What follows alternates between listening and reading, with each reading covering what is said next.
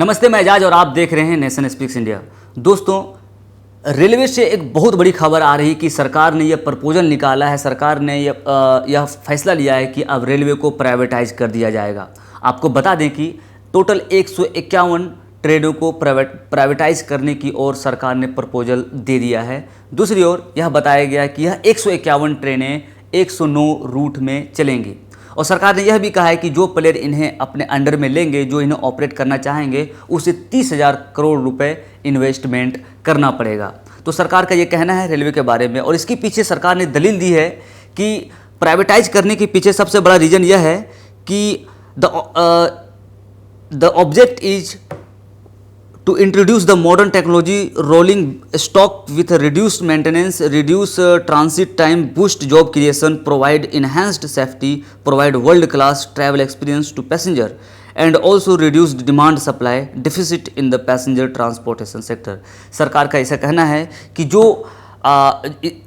Privatise करने के पीछे का सबसे बड़ा मंशा है कि जो नई नई टेक्नोलॉजी को इंटीग्रेट करना है और लोगों को फैसिलिटी देना है, वर्ल्ड क्लास ट्रैवलिंग फैसिलिटी भी देना है, मुहैया करवाना है, ऐसा सरकार का कहना है। और जो ट्रांसपोर्टिंग टाइम है उसे भी कम करना है।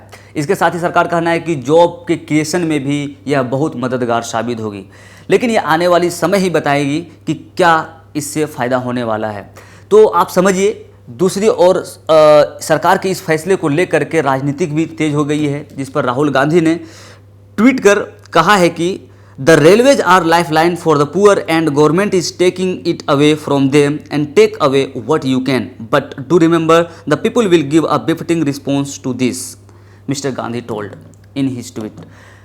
वो कह रहे हैं कि यह एक लाइफलाइन है, गरीबों को इससे बहुत ज़्यादा फ़ायदा होता है। सपोज दैट, जैसे कि रेलवे स्टेशन में आप देखते होंगे कि लोग कोई समोसा बेचते हैं, कोई चाट बेचते हैं, कोई पानी बेचते हैं, और गरीब लगभग हजार लोग अपने पेट का, अपने फैमिली का पालन करते हैं इसके माध्यम से।